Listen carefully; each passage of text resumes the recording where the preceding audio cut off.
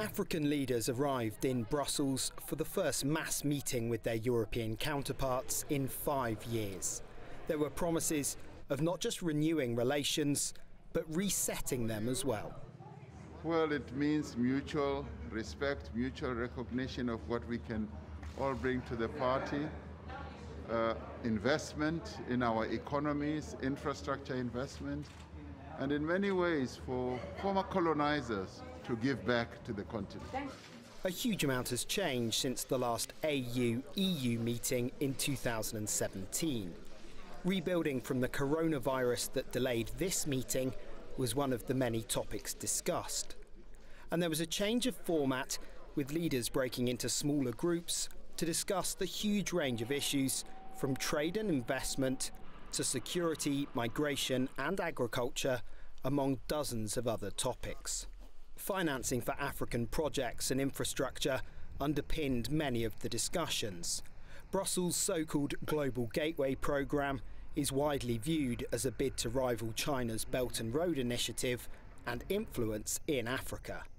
But it was access to COVID vaccines and their production and distribution that took up much of the time and dominated a lot of the headlines. The EU were keen to highlight the roughly 140 million vaccines they've provided and the millions more promised.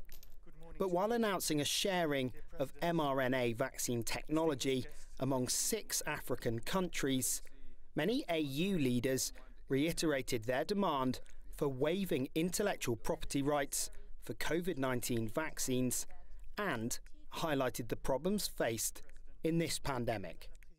The global supply chain, as we all know, and one that we had prior depended on, failed to meet the increasing demand, and it soon became the case of the wealthiest countries having the best chance of accessing life-saving commodities.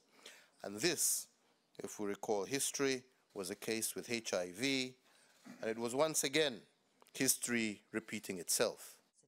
The EU thinks patent waivers are not the answer and points to its investment in the technology transfer to manufacture future vaccines in Africa. And at the end of it all, this, a 6-page summary of the key aims, agreements and understanding. This might be a chance to reset the links between continents, but the issue of vaccine inequality and sharing how they're made remains a stormy issue between Africa and Europe. John Beaver, CGTN, Brussels.